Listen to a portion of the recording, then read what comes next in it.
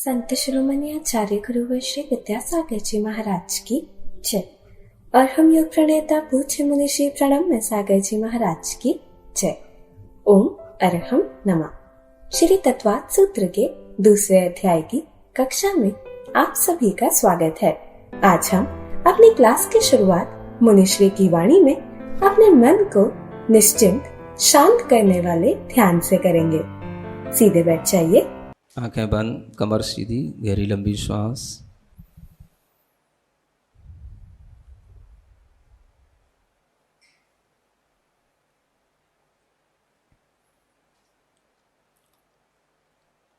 अपने शरीर से भी अपनी चैतन्य आत्मा को भिन्न महसूस करें।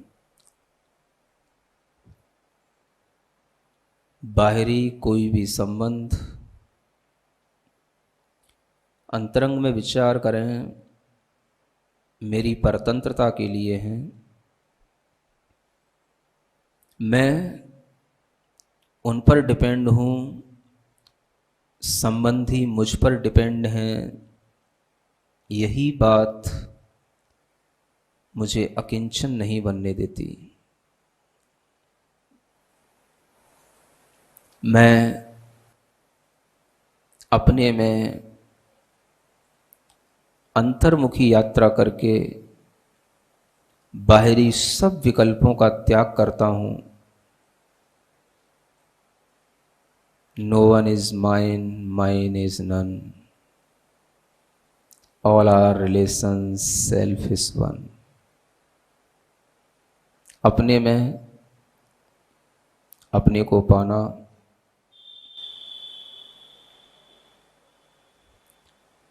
स्व धर्म को स्व में ही खोजना,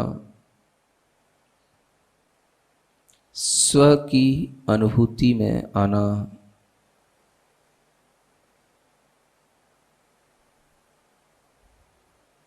स्वयं से प्रेम करना,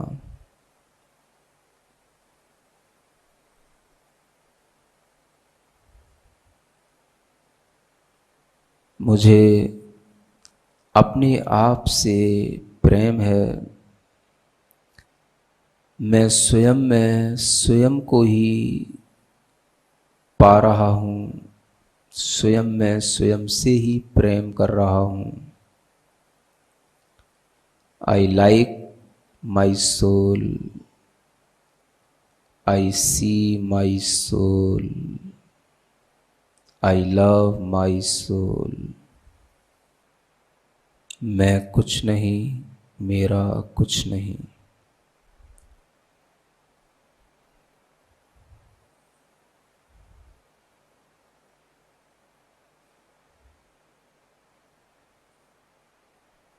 I am only one self.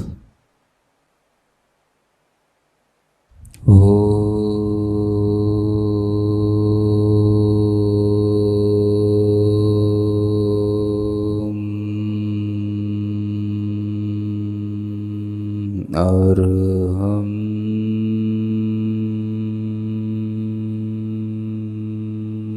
नमः।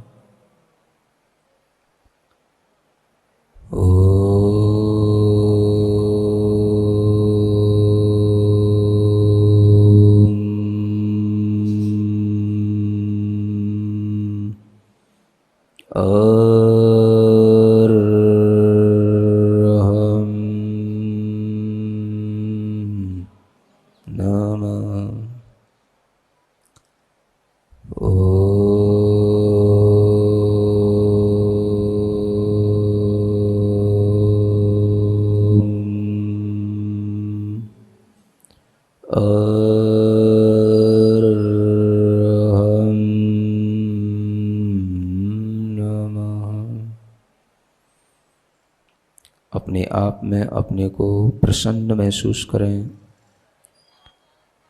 संकल्पित हो, मैं हर अभाव में भी खुश रहूँगा। अपने मन में भावना करें, मैं अकिंचन हूँ, सभी संबंध मेरे व्यवहार से हैं, वास्तव में तो मैं एक हूँ, अकेला हूँ। संसार में अकेला ही जन्म लिया हूँ, अकेला ही मृत्यु को प्राप्त होऊंगा। मैं एक हूँ, एकाकी हूँ, किंतु अपने में परिपूर्ण हूँ।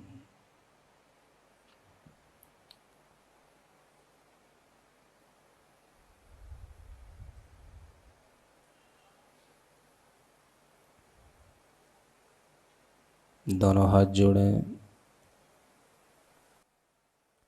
जो हो सो हो, जो है सो है, हमको क्या, हमको क्या, हमको क्या। पूरे आनंद भाव के साथ। जो हो सो हो, जो है सो है, हमको क्या, हमको क्या, हमको क्या। जन्म सुनिश्चित, मरण सुनिश्चित, जन्म सुनिश्चित, कर्मों का फल मिलना निश्चित, कर्मों का फल। फिर संयोग वियोगों के क्षण, फिर संयोग वियोगों के क्षण। घबराने से क्या, जो हो सो हो, जो है सो है, हमको क्या, हमको क्या, हमको क्या। अपनी हथेलियाँ किसकर आंखों पर रखें। ओम अरहम परम शांति, परम शांति, परम शांति। आइए अब हम पूर्ण एकाग्रता से अपनी क्लास की ओर चलते हैं और कल की कक्षा का एक क्विक रिकैप कर लेते हैं। सूत्र 6 में हम औदिक भावों को समझ रहे हैं। हमने जाना कि मिथ्यात्व कर्म, जो कि दर्शन मौनीय का एक भेद है, उसके उदय में मिथ्या दर्शन औदिक भाव उत्पन्न होता है। इसमें तत्व पर सच्चा श्रद्धान नहीं बनता, विपरीत रहता है। फिर चाहे वो देवशास गुरु के प्रति हो या जीवादि 7 तत्वों के प्रति, यह एक ही प्रकार का होता है और इसके उदय में मिथ्या दृष्टि नाम का पहला गुण स्थान रहता है। मिथ्या दर्शन की विपरीत श्रद्धा को उल्टी करने से सम्यक दर्शन होता है। हमने सम्यक दर्शन और कर्म के उदय के बारे में कुछ गूढ़ सैद्धांतिक बातें समझी। मिथ्या दर्शन एक औदिक भाव है, वही सम्यक दर्शन उपशम, क्षयोपशम और क्षायिक तीनों रूप है, लेकिन औदिक नहीं है। क्षयोपशम सम्यक दर्शन में सम्यक्त प्रकृति का उदय होता है, मगर फिर भी उसे औदिक भाव नहीं कहते, क्योंकि यहाँ मुख्यतः शेष 6 प्रकृति यानी मिथ्यात्व, सम्यक मिथ्यात्व और 4 अनंतानुबंधी कषाय के क्षयोपशम की है, सम्यक्त्व के उदय की अपेक्षा। सम्यक्त्व के उदय से इसमें सिर्फ चल, मल, आगार दोष लगते हैं, वही शेष किसी प्रकृति के क्षयोपशम हटने से सम्यक दर्शन का भाव ही समाप्त हो जाता है। जब तक इन 6 प्रकृतियों के सर्वघाती स्पर्धकों का उदयाभावी क्षय और सदअवस्था रूप उपशम रहेगा, तब तक ही सम्यक दर्शन रहेगा। यदि इनमें से एक भी प्रकृति उखड़ गई तो गुणस्थान गिर जाएगा। क्षयोपशम की प्रक्रिया बहुत सशक्त है, क्योंकि यदि यह प्रक्रिया थोड़ी सी भी डामाडोल हुई, यानी हमारा भाव या श्रद्धा बिगड़ी, तो दबाए हुए कर्मों से कुछ भी उदय में आ सकता है। मिथ्यात्व कर्म उदय में आ गया तो तुरंत चौथे से पहला गुण स्थान हो जाएगा। फिर यदि एक अंतर्मुहूर्त बाद श्रद्धा फिर से सही हुई तो फिर क्षयोपशम हो सकता है, और सम्यक्त्व के उदय होने पर फिर क्षयोपशम सम्यक दर्शन हो सकता है। इस तरह सम्यक दर्शन का क्षयोपशम कई बार हो सकता है। उपशम भाव की विशुद्धि क्षयोपशम भाव की विशुद्धि से अधिक होती है, परंतु यह भाव अंतर मुहूर्त के लिए ही रहता है। वहीं क्षयोपशम भाव लगातार बहुत समय के लिए रह सकता है। इसलिए आज हमें सिर्फ क्षयोपशम सम्यक दृष्टि ही दिखाई देंगे। हमने जाना कि जब तक ज्ञान स्वभावी आत्मा का ज्ञान प्रकट न हो जाए, तब तक आत्मा में अज्ञान औदैहिक भाव रहता है। यह अज्ञान क्षयोपशम भाव में मिथ्यात्व के उदय होने वाले अज्ञान से भिन्न है। उसमें कुमति, कुश्रुत और विभंग ज्ञान के क्षयोपशम भाव आते हैं और वह तीसरे गुण स्थान तक होता है। यह अज्ञान औदैहिक भाव मिथ्या दृष्टियों और सम्यक दृष्टियों दोनों में होगा। यह केवल ज्ञानावरण कर्म के उदय से होता है और पहले से 12वें गुण स्थान तक रहता है। 13वें गुण स्थान में आत्मा यत स्वभावी होता है और इस अज्ञान भाव से रहित होता है। तो चलिए अब हम सभी अपने मोक्ष मार्ग को प्रशस्त करने के लिए पूज्य मुनि श्री का उद्बोधन सुनते हैं। मोक्ष मार्गस्य नेतारं भेत्तारं कर्मभूरतां ज्ञातारं विश्वतत्त्वानां वन्दे तद्गुणलब्धये। देवादिदेव आदिम तीर्थंकर श्री ऋषभनाथ भगवान की, वर्तमान शासन नायक श्री वर्धमान महावीर भगवान की, परम पूज्य आचार्य गुरुवर श्री विद्यासागर जी महाराज जी की। अच्छा, आगे बढ़ते हैं। अज्ञान, अज्ञान नाम का ये औदैहिक भाव है। कौन से नाम का? अज्ञान। अज्ञान क्या होता है? अब देखो, आत्मा ज्ञान स्वभावी है, यस स्वभावी आत्मा। आत्मा कैसा है? ज्ञान स्वभाव वाला है। जब तक इस आत्मा का ज्ञान स्वभाव प्रकट न हो जाए, तब तक इस आत्मा के लिए अज्ञान नाम का औदैहिक भाव बना ही रहता है। यहां वो वाला अज्ञान नहीं है जो ऊपर लिखा था। देखो, एक अज्ञान ऊपर लिखा था ना, ज्ञानाज्ञान। क्षयोपशम भाव में भी एक अज्ञान आया था। देखते रहा करो, आगे पीछे भी लिखा है ना, ज्ञानाज्ञान। क्षयोपशम भाव में भी एक अज्ञान आया था और एक अज्ञान यहां आ गया औदैहिक भाव में। तो इसमें क्या अंतर हो गया? क्षयोपशम भाव में जो अज्ञान था, वो अज्ञान था मिथ्यात्व के उदय से होने वाला अज्ञान, मिथ्या ज्ञान। इसलिए वो 3 प्रकार का बताया था, कुमति, कुश्रुत और विभंग ज्ञान, ये बताया था। ठीक है। और यहां जो अज्ञान बताया जा रहा है वो कब तक चलेगा? जब तक कि ज्ञान स्वभावी आत्मा का ज्ञान प्रकट ना हो जाए। यस स्वभावी आत्मा अपना ज्ञान पूरा का पूरा प्रकट ना कर ले। माने इस अज्ञान में औदैहिक भाव रूप जो अनुभव है वो मिथ्या दृष्टियों को भी रहेगा और सम्यक दृष्टियों को भी रहेगा। समझ आ रहा है? मिथ्या दृष्टियों में भी सर्वत्र मिलेगा ये अज्ञान भाव और सम्यक दृष्टियों में भी सर्वत्र मिलेगा ये अज्ञान भाव, औदैहिक वाला अज्ञान भाव। कब तक? जब तक कि ज्ञान स्वभावी आत्मा ज्ञान स्वभावी ना रह जाए, ना बन जाए, तब तक। क्या सुन रहे हो? समय सार पढ़ पढ़ के तो हमने ये समझ रखा है आत्मा तो ज्ञान स्वभावी है। वो तो देखो प्रकट दिख रहा है, आत्मा ज्ञान स्वभावी प्रकट अनुभव में आ रहा है, प्रत्यक्ष अनुभव में आ रहा है। और यहां क्या अनुभव में आ रहा है? जब तक आपके अंदर केवल ज्ञानावरण कर्म का उदय है, तब तक आपके अंदर अज्ञान नाम का औदैहिक भाव बना रहेगा। समझ आया? इसका मतलब क्या हुआ? पहले गुण स्थान से लेकर 12वें गुण स्थान तक यह अज्ञान भाव रहता है, इसको बोलते हैं औदैहिक भाव। 13वें गुण स्थान में ही आत्मा ज्ञ स्वभावी होता है। उससे पहले तो कहते रहो, होता कुछ नहीं है, और जो होता है वो तो होता ही है, वो तो जो नहीं भी कहते उसके लिए भी होता है।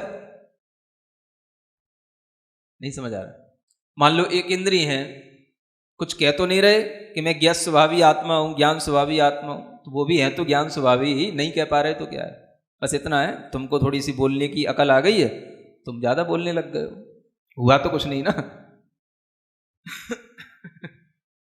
हाँ, समझ लेना चाहिए, अंतर तो समझो।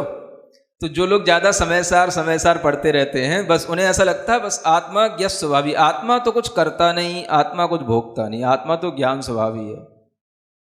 वो तो अनादिकाल से ही था, तुम्हें आज पता पड़ा? वो तो अनादिकाल से है। जिनको ये ज्ञान नहीं है उनका भी है, और तुम्हें आज पता पड़ गया तो तुम्हारा भी है। लेकिन हो क्या गया उससे? कोई ज्ञान स्वभाव प्रकट हो गया क्या? या समय सार में लिख दिया कि ज्ञान स्वभाव प्रकट हो गया, ज्ञान स्वभाव प्रत्यक्ष दिख रहा है, इसलिए ज्ञान स्वभावी आत्मा का अनुभव करना ही सम्यक दर्शन है। तो कहाँ तुम्हें अनुभव हो जाएगा ज्ञान स्वभावी आत्मा? 12वें गुण स्थान तक तो औदैहिक भाव है, अज्ञान है, ये सिद्धांत तो कोई भी छोड़ नहीं सकता। तो इस अज्ञान भाव का ही तुम्हें अनुभव होएगा, ज्ञान स्वभाव का अनुभव तो हो ही नहीं सकता। ये क्या कह दिया महाराज आपने? समय सार तो बिल्कुल ही आपने बिल्कुल ही धो दिया। समझ आ रहा है? अब या तो आप समय सार की बात सुन लो, या फिर आप तत्वार सूत्र की बात मान लो। ये सिद्धांत है, वो अध्यात्म है। फिर क्या करें महाराज? एक माने कि दोनों मान लें? अगर दोनों मानना है तो दोनों भी मान सकते हो, जैसे हम मानते हैं, और एक मानना है तो फिर आप चॉइस कर लो किसको मानना है, सिद्धांत को मानना है कि अध्यात्म को मानना है ना? अगर आप सिद्धांत को समझेंगे तभी आप अध्यात्म को समझ पाएंगे। अध्यात्म कोई भी चीज को सिर्फ भावना के रूप में कहता है, सिद्धांत वस्तु स्थिति को बताता है। अध्यात्म में तो आपसे कह दिया आप राजा बेटा, कितने अच्छे बेटा हो गए, आप तो सम्यक ज्ञानी हो, तो आपको लगता है हाँ देखो मुझसे राजा बेटा कह दिया ना, मैं राजा बेटा हो गया। तो वैसे बेटा माँ के कहने से चुप हो जाता है, राजा बेटा, तो राजा बेटा हो गया वो। समझ आ रहा है?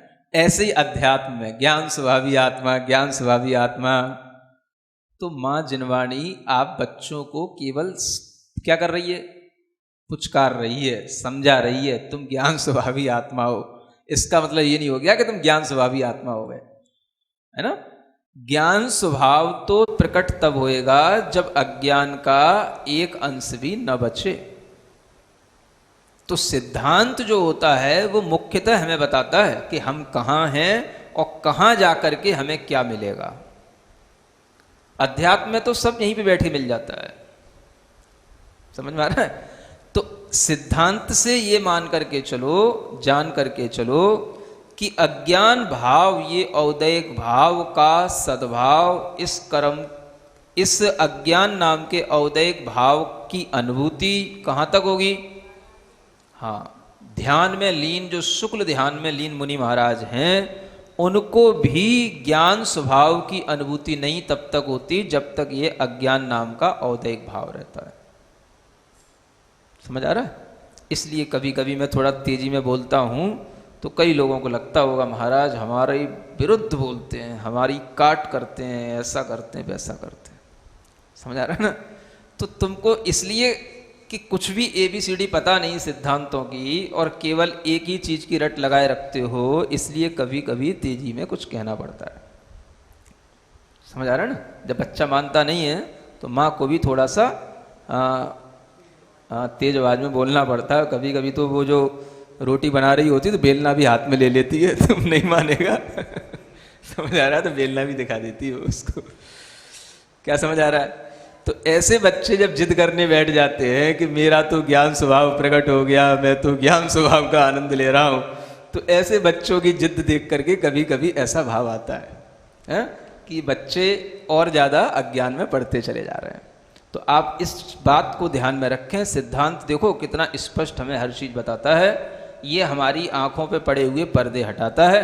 अज्ञान अगर हमारे अंदर ज्ञान के ही कारण से पड़ रहा है तो उस अज्ञान को भी हम हटाने की कोशिश करें। ये जो अज्ञान भाव है ये पहले से लेकर के 12वें गुण स्थान तक है ना। और जो ऊपर क्षयोपसम नाम का अज्ञान था वो केवल पहले से 3रे गुण स्थान तक है। 4थे गुण स्थान में वो अज्ञान ज्ञान में परिवर्तित हो जाएगा। तो ऊपर ज्ञान और अज्ञान 2 चीजें लिखी हैं, एक आत्मा में एक ही चीज रहेगी। क्षयोपसम भाव तो या तो ज्ञान भाव होएगा या अज्ञान भाव होएगा। या तो वो आत्मा सम्यक्त्व के साथ होएगी तो सम्यक दर्शन के साथ में ज्ञान सम्यक ज्ञान कहलाएगा, तो ज्ञान भाव क्षयोपसमिक कहलाएगा। और अगर अज्ञान भाव में आई आत्मा तो वहां मिथ्यात्व के साथ में जब आत्मा होगा तो वह अज्ञान के साथ में अज्ञान वाल का क्षयोपसम भाव होएगा। लेकिन ये जो औदैहिक भाव है ये तो मिथ्या दृष्टि में भी है और सम्यक दृष्टि में भी है ना। अब देखो अज्ञान भाव की शुरुआत, मान लो जैसे एक इंद्रिय जीव है, समझे। एक इंद्रिय जीव में एकमात्र स्पर्शन इंद्रिय जन्य ज्ञान है, ठीक है ना। कुछ उसके लिए मतिक ज्ञान का क्षयोपसम है, कुछ श्रुत ज्ञान का भी है और वीर्यांतराय कर्म का क्षयोपसम है। इतना मात्र से उसके ज्ञान की परिणति चलती है। अब अन्य जो उसको रस का ज्ञान नहीं हो रहा, गंध का ज्ञान नहीं हो रहा, रूप का ज्ञान नहीं हो रहा, शब्द का ज्ञान नहीं हो रहा, ये क्यों नहीं हो रहा, क्यों नहीं हो रहा। अब यहां याद करो, सर्वघाती स्पर्धक इनकी शक्ति, इसके कारण से उस आत्मा के अंदर अन्य कोई भी इंद्रिय का ज्ञान उत्पन्न नहीं हो सकता। माने इन सब आवरणी सर्वघाती कर्मों का उदय है। यानी स्पर्शन इंद्रिय को छोड़ करके रसना इंद्रिय संबंधी मतिक ज्ञान, घ्राण इंद्रिय संबंधी मतिक ज्ञान, चक्षु इंद्रिय संबंधी मतिक ज्ञान, कर्ण इंद्रिय संबंधी मतिक ज्ञान के सर्वघाती स्पर्धकों का उदय होने के कारण से उसके अंदर उस इंद्रिय का कोई भी ज्ञान नहीं हो सकता। ये बताया था ना आपको, सर्वघाती माने सबका घात करने वाले। माने एक इंद्रिय जीव को रस का कोई ज्ञान क्यों नहीं होगा, क्योंकि उसके अंदर रसना इंद्रिय आवरण कर्म का सर्वघाती स्पर्धकों का इतना उदय है कि उसे रसना इंद्रिय की उपलब्धि नहीं हुई और इसलिए उसको कोई भी रस का भान नहीं होएगा। तो इतना उसके अंदर अज्ञान पड़ा है। जितना क्षयोपसम है वो तो उसका ज्ञान है, वो प्रकट है, और जितना उसके लिए अभी सर्वघाती स्पर्धकों का उदय वो सब क्या है, अज्ञान है। आगे बात समझ में। ऐसी दो इंद्रिय में लगाना। अब 2 इंद्रिय में स्पर्शन और रसना इंद्रिय के तो क्षयोपसम हो गए, बाकी के गंध संबंधी, वर्ण संबंधी, शब्द संबंधी और मन संबंधी, मन भी नहीं है, तो इन संबंधी सर्वघाती स्पर्धकों का उदय है। इसलिए उस 2 इंद्रिय के लिए इतने औदैहिक भावों का उसके अंदर उदय चल रहा है। ये इतना अज्ञान जन्य उसके अंदर इतना अज्ञान का उदय चल रहा है। इनका बिल्कुल भी ज्ञान नहीं है, इनका बिल्कुल भी क्षयोपसम नहीं है। ऐसे ही 3 इंद्रिय में लगाना, 4 इंद्रिय में लगाना, असंगी पंचेंद्रिय में लगाना। अब असंगी पंचेंद्रिय में 5 इंद्रियों का तो क्षयोपसम हो गया, लेकिन जो मन को उत्पन्न करने वाला 9 इंद्रिय ज्ञानावरण कर्म का क्षयोपसम होता है वो नहीं हुआ। 9 इंद्रिय आवरण कर्म का क्षयोपसम, उस क्षयोपसम के नहीं होने के कारण से उसे मन की प्राप्ति नहीं हुई, इसलिए वो कुछ भी हित अहित का विचार नहीं कर सकता, उपदेश नहीं सुन सकता। समझ आ रहा है। तो ऐसे जब उसको ये भी मिलेगा तब उसके लिए ये भी अज्ञान हट गया। लेकिन ये अज्ञान हटने के बावजूद भी मतिक ज्ञान तो हो गया, लेकिन श्रुत ज्ञान में जो अक्षर श्रुत ज्ञान होता है वो अक्षर श्रुत ज्ञान भी दुर्लभ होता है। पंचेंद्रिय ऐसे पशु पक्षी भी होते हैं जिन्हें किसी किसी को अक्षर श्रुत ज्ञान होता है। जैसे तोता मैना के बारे में सुना है ना, तो इनको तो हम पढ़ा देंगे तो ये तो पढ़ भी लेते हैं, बोल भी लेते हैं।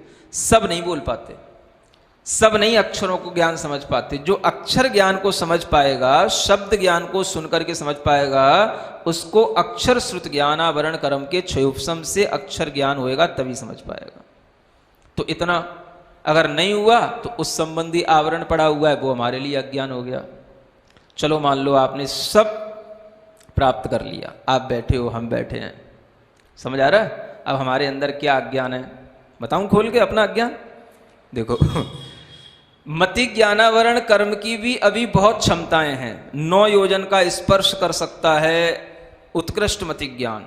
स्पर्शन इंद्री के माध्यम से, रसना इंद्री के माध्यम से 9 योजन तक का रस चख सकता है। ये सब कुछ भी नहीं है।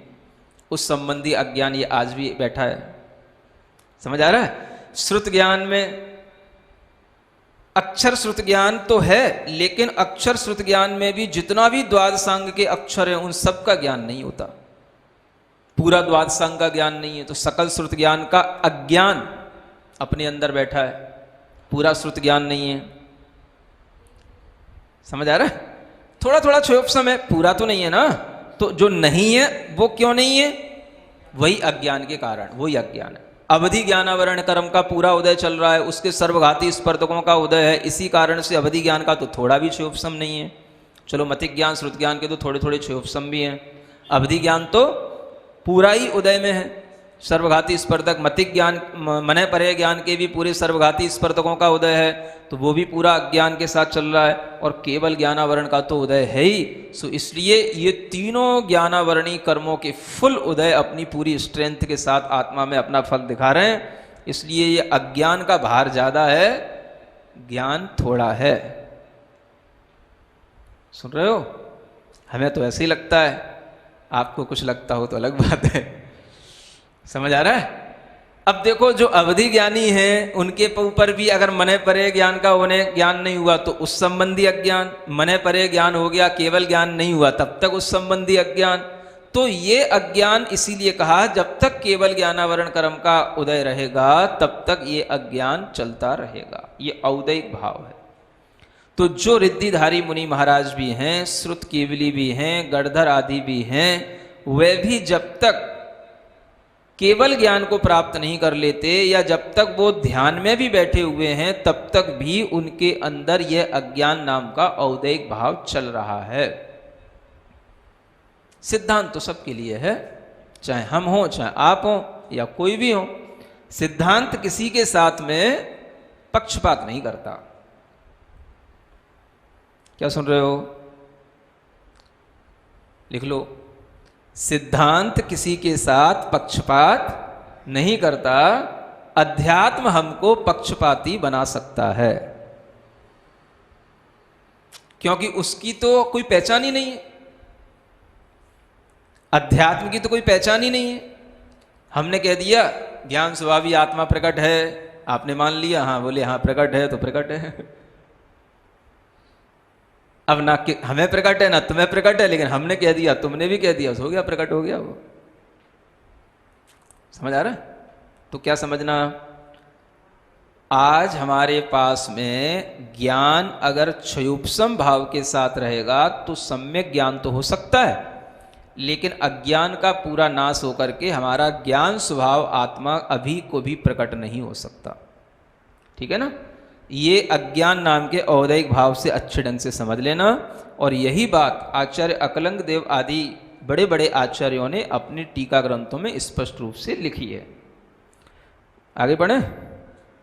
मिथ्या दर्शना ज्ञान ज्ञाना असंयत। क्या रहा आगे? असंयत। असंयत भी क्या है?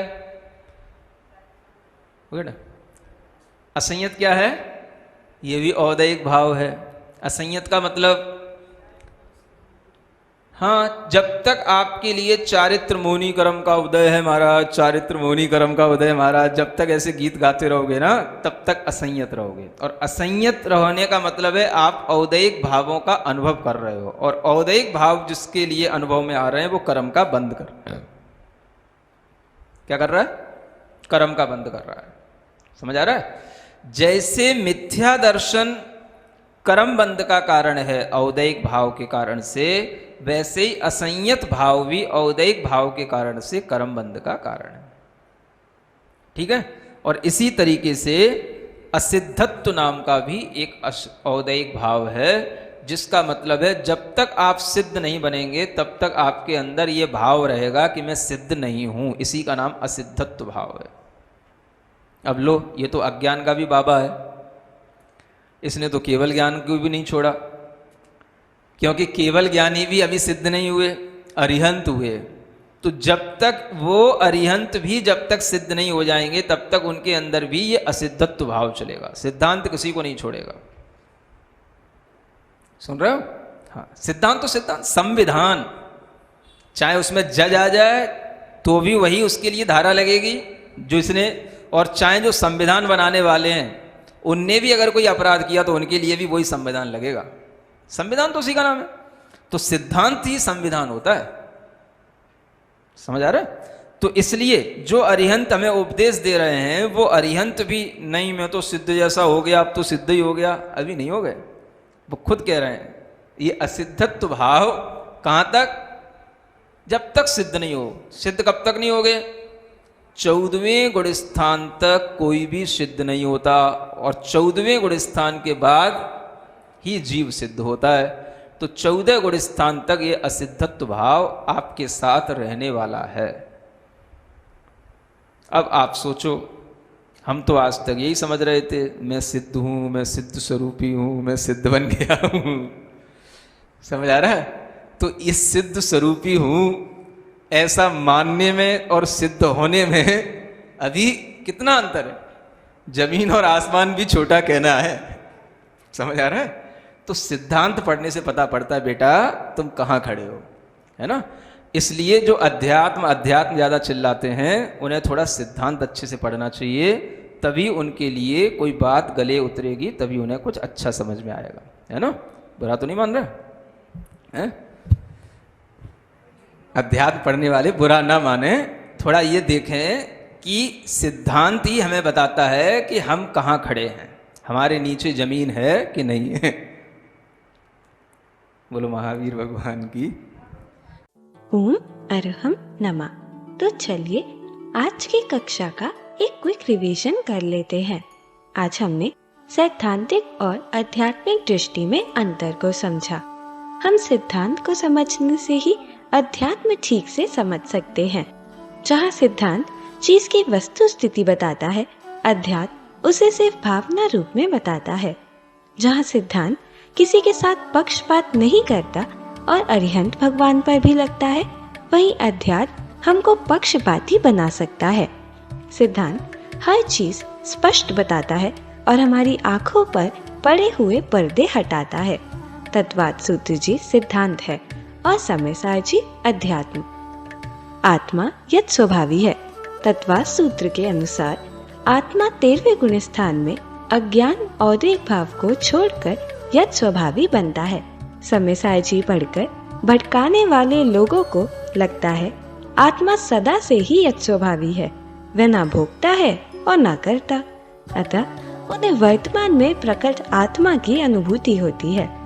सिद्धांत के अनुसार अज्ञान औद्रिक भाव के कारण 12वें गुण स्थान से पहले ज्ञान स्वभावी आत्मा का अनुभव हो ही नहीं सकता। शुक्ल ध्यानी मुनि महाराज को भी नहीं। सिर्फ कहने मात्र से कोई ज्ञान स्वभावी नहीं हो जाता। सिद्धांत हमें बताता है कि हम कहाँ हैं और कहाँ जाकर हमें क्या मिलेगा। अध्यात्म मान लेता है। हमने अज्ञान क्षय उपशम भाव और अज्ञान औद्रिक भाव के अंतर को समझा। पहला भाव सिर्फ मिथ्या दृष्टि के होता है, तो दूसरा सम्यक दृष्टि और मिथ्या दृष्टि दोनों के। पहला भाव सिर्फ तीसरे गुण स्थान तक रहता है, तो दूसरा 1 से 12वें गुण स्थान तक रहता है। सम्यक दर्शन की प्राप्ति के बाद तीसरे गुण स्थान में अज्ञान क्षयोपशम भाव ज्ञान भाव बन जाता है। ज्ञान और अज्ञान में से एक आत्मा में एक ही चीज रहती है।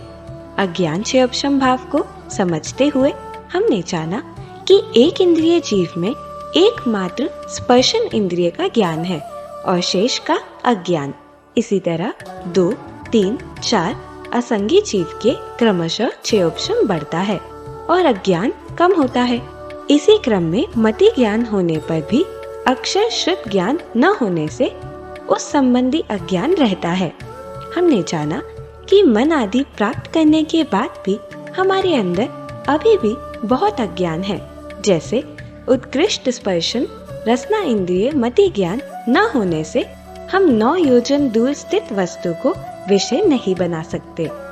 सकल श्रुत ज्ञान का हमें ज्ञान नहीं है। अवधि मनयपर्य आदि हमारे पास बिल्कुल नहीं है। चारित्र मोहनीय कर्म के उदय में असंयत औदैहिक भाव होता है। औदैहिक भाव होने के कारण यह कर्म बंध का कारण है। जब तक जीव सिद्ध नहीं बनेगा तब तक उसमें असिद्धत्व औदैहिक भाव रहेगा। यह अरिहंत भगवान के भी होता है और 14वें गुण स्थान में भी रहता है। तो चलिए अब हम सभी चिन्वानी स्तुति करेंगे और तत्पश्चात समय होगा आज के सवाल का। सिरिजिणवाणी जग कल्याणी जग जन मदतम मोहरी जणमण हारी गढ़हर हारी जम जरा भव रोग हरि तिथियराणम दिव्य झुणिम जो पड़ई सुणई मय्ये धारई णाणम सौख मणंतम धरिय सासद मोक्ष पदम पावई सासद मोक्ष पदम पावई। अब समय है आज के प्रतियोगिता प्रश्न का। इसमें भाग लेने के लिए और आकर्षक पुरस्कार पाने के लिए आप अपना फोन QR कोड स्कैन करने के लिए तैयार रखिए, या फिर आप हमारे लिंक पर जा सकते हैं go.arham.yoga/सवाल। कोड स्कैन करने के बाद आपके फोन पर एक पेज खुलेगा जिस पर आप अपना उत्तर चुनकर हमें कल दोपहर 2 बजे तक भेज सकते हैं। 3 भाग्यशाली विजेताओं को मिलेंगे आकर्षक पुरस्कार। आज का सवाल है, असिद्धत्व भाव कौन से गुण स्थान तक रहता है? 11वें गुण स्थान तक, 12वें गुण स्थान तक, 13वें गुण स्थान तक, 14वें गुण स्थान तक?